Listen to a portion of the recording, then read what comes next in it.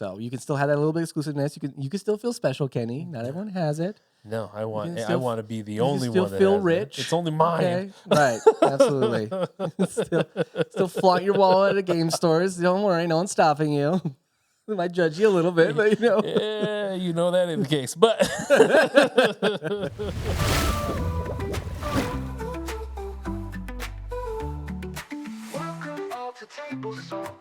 welcome back to another episode of Table Salt. I am Jake. This is Kenny. hey. We're going to be talking about the Secret Lairs that have been announced recently, most specifically the Marvel ones. I know SpongeBob was announced recently as well. That's so dumb. But we don't know anything about that set yet. So, but yeah, so just talk about like the Marvel Secret Lairs in general, kind of just get our thoughts on just how Wizards runs the Secret Lairs right now. Before we get into our episode, make sure to like, share, subscribe, hit the notification bell. We release these videos every week. And we're doing our gameplay episode as well this week, so make sure you don't miss that. We have some awesome guests. Yep. And as always, make sure to leave a comment down below if you agree with our takes, disagree. We just love to hear your thoughts. We enjoy them. So let's start off by talking about the Marvel Secret Lairs. Kenny, what did you think seeing those come out? Well, I thought they were kind of cool, like very interesting cards. The design itself, I think, for a lot of them might be pushing that power level, but everything else has been, so why not just keep it going, right? I do like that all the commanders have thematic other support cards with them that are reskinned to be like with that associated with that character. Right. The flavors there. Exactly. I do dig that. And so that's as long as they just remain in the commander format, I am totally okay with it. I don't need to muddy up those other waters right now. Yeah. I mean, I think, Marvel's big. Magic's big, so right. I think this was going to happen eventually. It was bound to be. I mean, it's going to bring a whole bunch of new nerds into the sphere, and I do like that. I do like that we're going to see. Hopefully, I guess we see a huge influx of people coming in. Right, and I'm sure there's already a lot of overlap too, as far as people who are in Magic and like Marvel. Oh yeah. So I think whether or not I like the individual cards, as far as the specific ones in the Secret Lair, we'll get into that. But I think overall, like this was just going to happen. So might as well just let it. Just to enjoy the ride. And I do like the art, and I like Marvel. So, but as far as individual, and a lot of them were just reskins and reprints of other cards.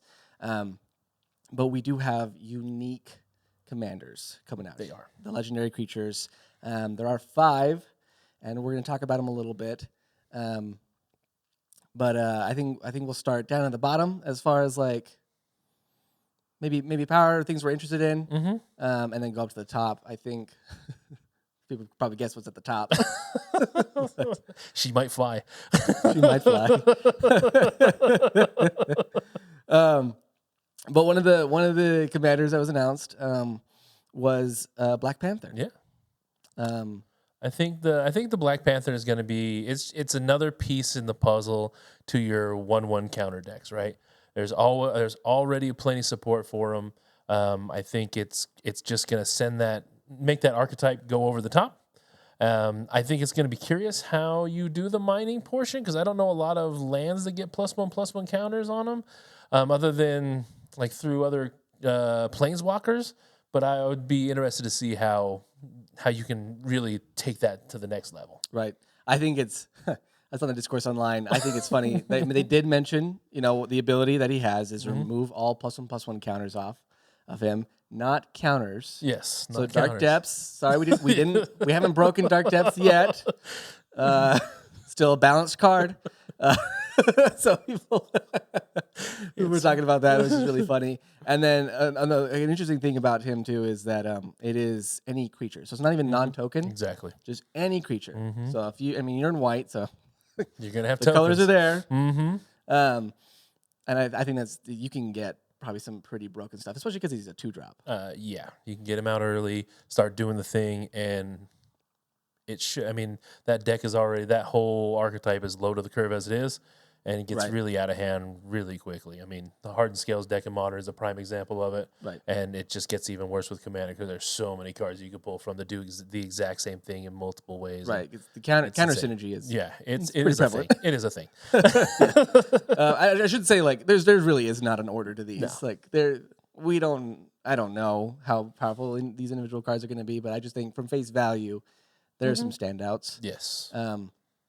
But on to the next one. Okay. The next one we had was Captain America, the first Avenger. Yeah. That one's kind of cool. Oh, it is cool. I dig that the color order for the picks. Right. I do dig that red, white, blue, go America. Yeah.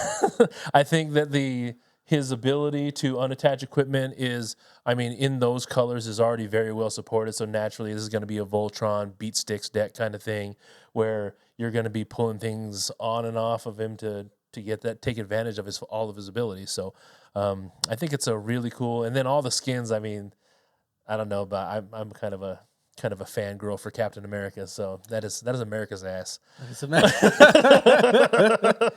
Yeah, I think when I first saw this card, so I might have slept on it a little bit. I mean, right out of the gate, it's 3-drop for 4/4. You know, we're already ahead there. It sounds great.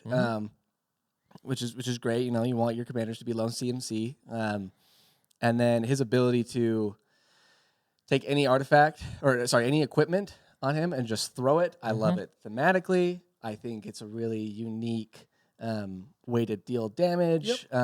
It also is just any target, so it could be creatures, opponent. I like that. I think it has potential to be pretty busted. I mean, everyone's already homebrewed their deck already, and they've thrown their Excalibur in there, the Arcanum armor, like everything. All of the high CMC equipments, are looking a lot better right now. So, and then just the audio equipment combat, it kind of makes. I mean, it just makes sense. The archetype was already built for him. It's just going to be a lot better. There's going to be a lot of Captain America rolling around. Just expect it. Yeah, there's going to be. I don't know if I'll build one yet, but maybe. Yeah, I will definitely hold off until the crowd wears down. But I'm really digging that card. I like all of the pieces that are coming with it. The sword. The Shield of War and Peace. I like that. That's why the Shield of War and Peace. I do dig that. I'm looking forward to throwing that shield a whole bunch of times. It's going to be kind of cool. It's going to be fun. Yeah. Yeah. All of the Excaliburs that I pulled from from Assassin's Creed now have a home, so that's great. Exactly, dude. It's going to be fun. So good. The next one is Iron Man. This one I'm still not sure about. I mean, having an artifact tutor in the command zone is decent. Yeah, there's already a lot of backbone structure because of other artifact synergies within those color pairs. I think a tutor is always a great thing, especially when you're able to drop down 1s, 2s, 5s, 7s, 8s, whatever. Well, always a useful thing. Yeah, it's never a bad thing. I can't ever see anything crazy coming about of that. That just doesn't make sense at all. Nobody's ever seen anything broken come out of a tutor on a dude. And so tutor on a dude. Yeah.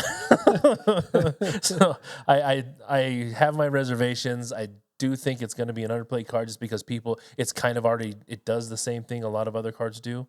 And so it'll probably be the last one that we see.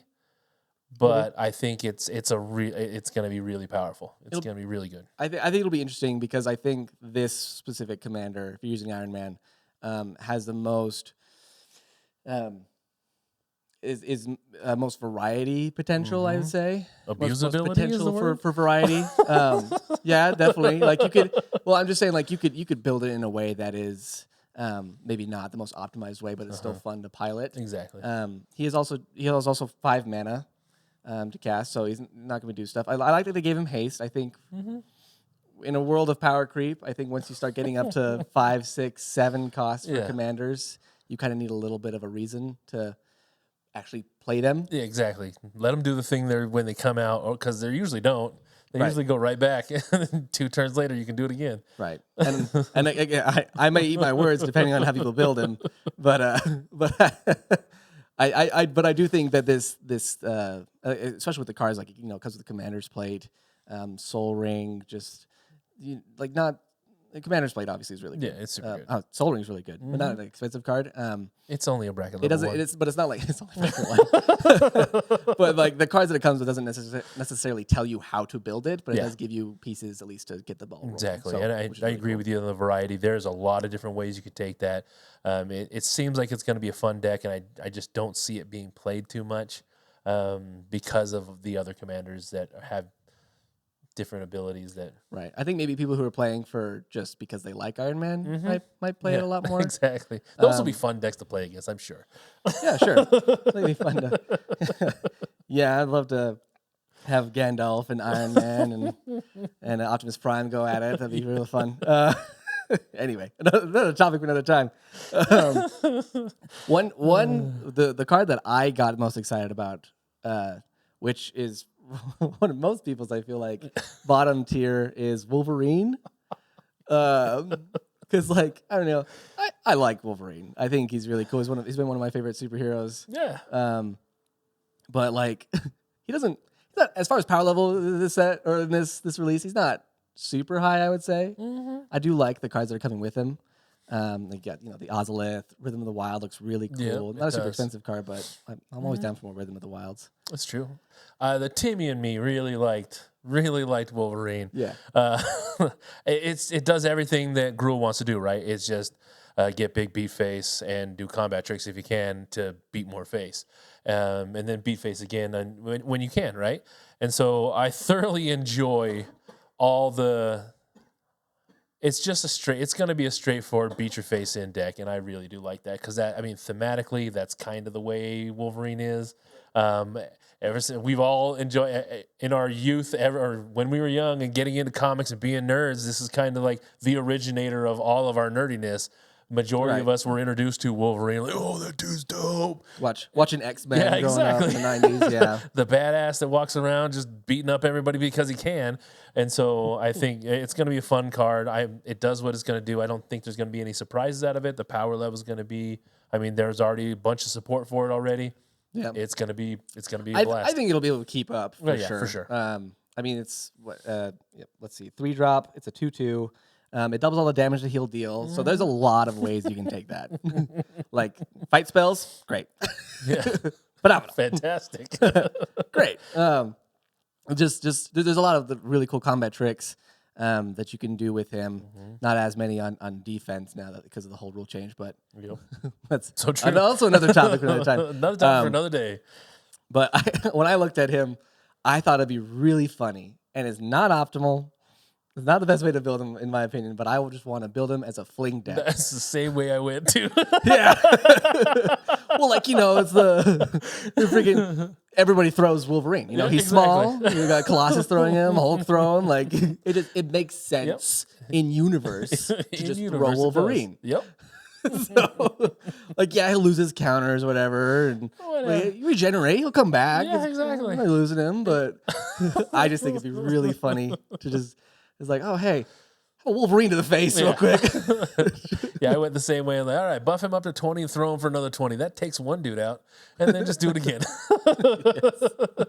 I haven't figured it out exactly how I want to do it, but that to me sounded like a really fun way to build Wolverine. So. Colossification is a great card. Yes, absolutely.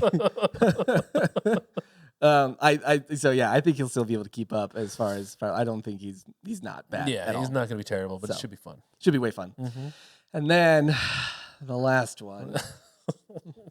I think by far this is everybody's favorite. Is the Storm card. She's Storm Force of Nature, exactly. I don't know how this is gonna turn out. I'm pretty sure it's gonna be busted. Really? What gave that away? Storm decks are usually pretty okay. They're still played in a lot of formats, and being able to storm on the most ridiculous card you have in your hand is probably gonna be mid to okay. Yeah, I mean, So I think it was interesting, and I get it. They did it teamer. They did. They threw green in there. Sure. I'm not used to having cultivates have storm. It's It's one of those where like you don't see very often. Yeah, it's an old card, but you don't see it. I think I want to say I have faith in a lot of people to build this unique, like in unique ways, and just like have like a storm landfall deck. Like that would be cool. But I already know it's not going to be most people. What most people are going to be doing with Storm. Like, they're just going to try and get her out as fast as possible. Yep. And then just trying to cast Expropriate as many times as they possibly can. Oh, see, I was thinking like more Crackle with Power. Just Crackle storm with off Power. and deal 40 damage to everybody at the table. Yeah. Like, I don't know. I don't get excited as much about seeing Storm. I mean, having Storm in the command zone is just powerful. Like, it's crazy. Can't be overstated how broken the storm mechanic can be, especially when it's super reliable. So for that reason, I'm not super excited about it. But like the people who are super hyped about power totally get it, and I understand. It's just for me personally, I don't want to. I'm not excited to see it at the other end of the table. The possibilities for jankiness is endless with this one. But at the same time, we're probably never going to. It's probably not going to. I think it's a good commander to enable some weird jank, but I don't think we're going to see it as such. No, I have my hopes. Yeah, maybe. Yeah, I think I'll probably go in on Wolverine and Captain America. I think those two I'll probably do. As much as I would love to, I think I'm going to, like, just with most Secret Lairs, I sit them out. Yeah, I've never been a fan of that. Right. Well, that also, since we're talking about the Marvel Secret Lairs, we did want to go more into just our thoughts and opinions about Secret Lairs in general. There's most of the stuff we agree on. I do purchase Secret Lairs, so I've purchased one. Purchased one. Which one was that? It was the Transformers one, but the one with Optimus Prime and Megatron. Nice. Because Blightsteel is ridiculously expensive, and Megatron's my favorite character, so just made sense. Nice. And it was cheap. Nice. I'll usually purchase the Universes Beyond Secret Lairs. Like I bought Arcane because there's a Ristic study. Like I had to. You kind of like Arcane too, don't I you? also do like Arcane. Arcane is a great show, and if you haven't watched it, you're missing out. It's great. I'm not a fan, but I mean, yeah. Season 2 is coming out this year or this month. A lot of people like it. A lot of people great. like it. It's great. So I bought that one. I bought the Assassin's Creed one that came out recently. So like I do buy them, but I do have things I dislike about it for sure, and we'll get into that. But just like in everything we do, let's start off positive, right? Yeah. So let's go into everything. Everything is positive. Everything we do. We're not trying to make everybody mean and aggravated in the world, right? Exactly. So let's start with you. Obviously, you and I have a lot of in common here. And so, what are the things that you do like about the Secret Lairs? The very first thing, I like the variety of art that we get. Just usually in the Secret Lairs, they'll print staples. Things that are just always good. The card you've seen 1,000 times. Sometimes it's just nice to spruce up the art a little bit. Exactly. And I'm a sucker for full art, borderless foils. Oh yeah. And so, if you print any of that stuff off, man, I am just please let me have that. Right. I'm big fan, especially in the singleton in my pet decks that I have. Any opportunity that I get to get one of those alternate arts, it's going in there. Oh yeah, it'll be there forever. So I like that. I like that part of deck expression where it's not just the card and how your deck works, but just how the cards look. Exactly. I like that aspect, and maybe it is just like I want people to think that I'm cool type of thing. But I don't know. I get a certain satisfaction when my deck looks nice. Yeah. So I agree with you on that one. When they print really cool art, or they reskin stuff, I'm a sucker for it. I really like that aspect of it. Another thing too that I like is it's an opportunity to buy cards, and maybe at a slightly discounted price. Yep. Because Secret Lairs, it's like $40 for the foil version, $30 for the non-foil version. Usually, depending on the set. I mean, obviously the Marvel ones are more expensive. Of course, naturally. We'll get into that. But usually it's an opportunity for you to get expensive cards at a little bit of a discount, and they also look cool. So I do like that aspect of it. I as well. And like this, I mentioned earlier, the only reason I bought the Transformer one was because Megatron was Blightsteel. And I have Blightsteel Colossuses, but I don't have them in a Megatron, and it's full art, and it's foil, and it flips. And so it's two different sides. I get a choice of which blight steel I want to look at. And so it just made sense for me. Naturally, it was, I mean, for whatever reason, it increased in price after I bought it. And that's crazy. No way. Whoa. And so I was very, very pleased, but I'm never going to sell that card. Never. It's just, it's a pet card that I have, just chilling. Yeah. That's a lot of people, like I mentioned, I got it for the Ristic study for the Arcane set. The Assassin's Creed didn't really have anything in particular. I got the Post Malone Secret Lair. There wasn't really anything in that was super expensive. No, but it looked cool. But it did look cool. The one that comes to mind as far as recently is the Extra Life one. Those look dope. They look awesome. I do like those. They also have another feature that I also like that I'll get into, but Fierce Guardianship, stupid expensive card. Yeah. Commander staple. Delayed Fireball, Delayed Blast Fireball. Delayed Blast Fireball. That's a good card. One. That's a good card. It's a great card. Surprisingly not cheap. No, which is weird because you never see it played anywhere. I mean, I play it. Okay, and again, you never see it played anywhere. You never do. I don't think I've played that deck against you, but anyway. Yes, I think making it a little bit easier. And the last thing I like about the only other thing I like about Secret Lairs is when they do print on demand. I like when they do that. That makes sense. I am on the other end of that spectrum. I thoroughly enjoy a limited print run. It goes back to what you were saying earlier with your deck. If you get that feel good about your deck, I like knowing that maybe this is just my emotional side of it. I like feeling a little more special. Yeah. When I have something that you don't have. That's just all there is to it, right?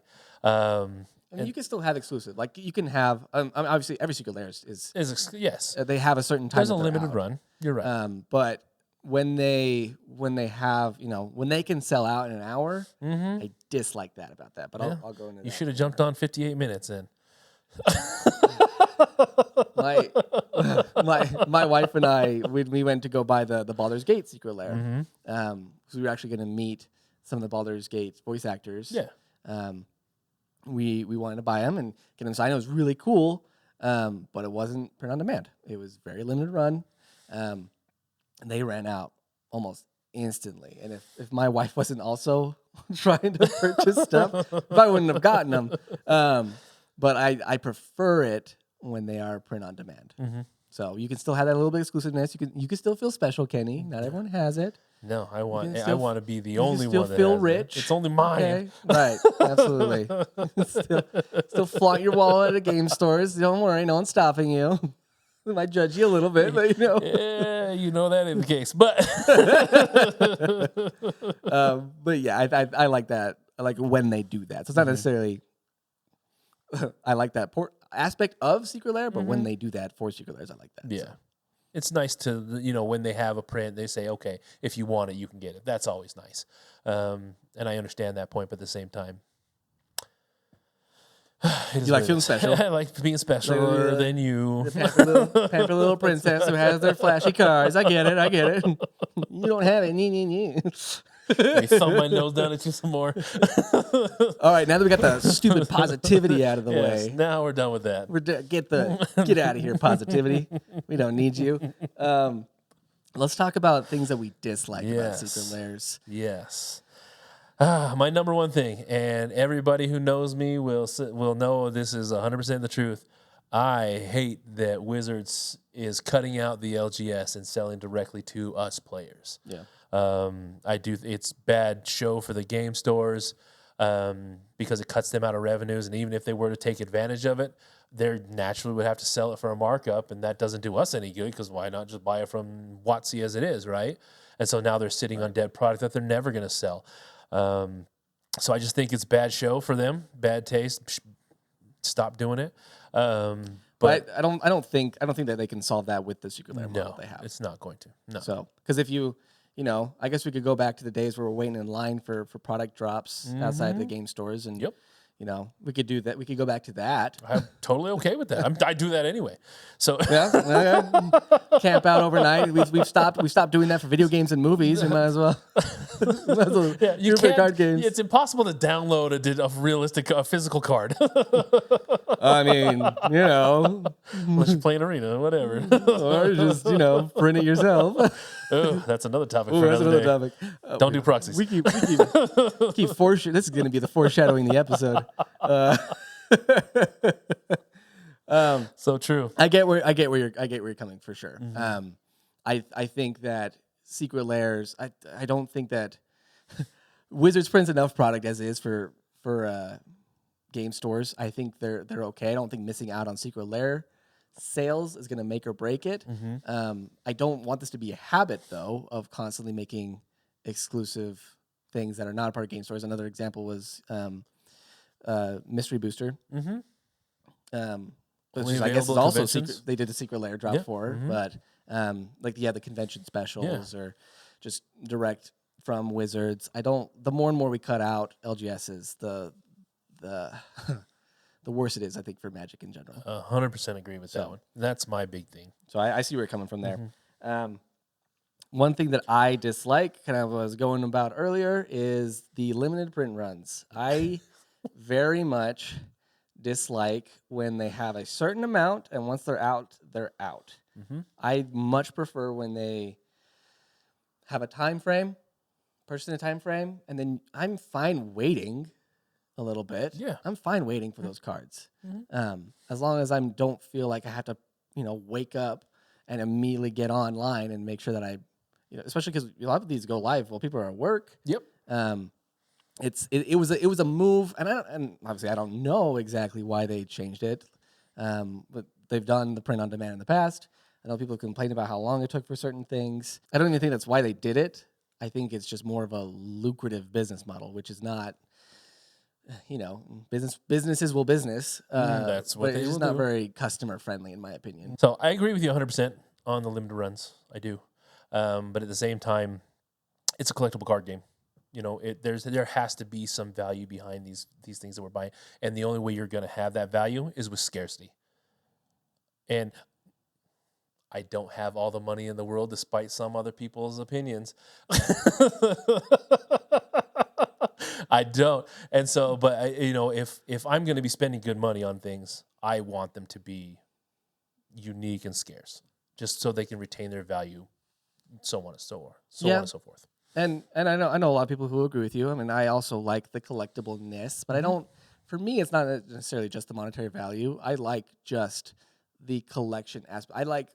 To me, it's my impression of the card that gives it its value, or how effective it is in helping me build decks, or honestly, just how cool is the art? Oh yeah. Do I have a personal attachment to this specific character in Magic's lore, or even Universes Beyond? So I think there's more to it than just the monetary value, and those other things don't rely on the scarcity. Sentimental value equals no value. Sentimental value is a value. So incorrect. You are incorrect. Me and a lot of other people would agree. Either way. And this kind of these all of my concerns that I have kind of just are around the same topic, which is just FOMO, like the fear of missing out. If you're not aware of what FOMO is, it's just a very common sales tactic of creating urgency for purchasers. So usually it's done through scarcity. Yeah. It's only a certain amount, or it's done through limited time events. That's true. You get 30% off this weekend. Like that is you fear of not getting that percentage off, so you purchase. And there's ways that you can increase the effectiveness of it. Yeah. Not telling people how much you have.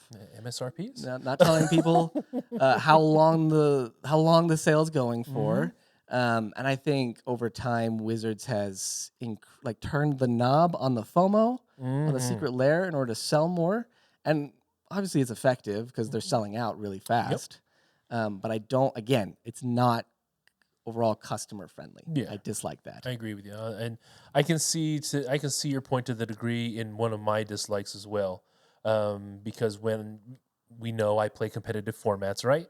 And so like when I have in tournaments, they want you to have the same identical card of if you're going to have a play set. And so I have to make sure that I have all the same card. If I like a certain art, well, and I want to play it in a modern deck that I'll potentially, as of recently, it's going to rotate, but before then, it used to be in there forever, right? Right. And so having that special art in all those, I have to jump on that. I mean, either I have to get it all right now because there's a chance I may not ever be able to play with these cards. Right. And so just from the competitive play and having play sets, I agree with you on the FOMO thing. It kind of sucks because I want to have. I like to play with pretty cards. We already discussed that, Right? And I agree. I also like to play with pretty cards, but I have to have more of them than the average person because of true. the competitive formats that I play. So yeah, because singleton formats obviously it's a little bit easier. You buy one, you have it, or I mean even the staples too. So you can even buy multiple and have it in multiple decks. Correct. But yeah, if you're putting more than one in a deck, yeah, that can be rough. Another thing with the FOMO. And then like the limited print runs is it incentivizes something on the internet that I absolutely hate, which is scalpers. People who want to buy up stock of something so they can resell it later. Mm-hmm. And there's nothing I hate more. yeah. Like they provide zero value in the market by buying up a stock and then reselling it later. And and Wizards doesn't care. Either way, they make it a sale. When you have a system that incentivizes people to purchase up a good majority of stock for reselling later, I think it's a bad system. Yeah, I agree. So, and then as well with the FOMO, it's just the mechanically unique cards.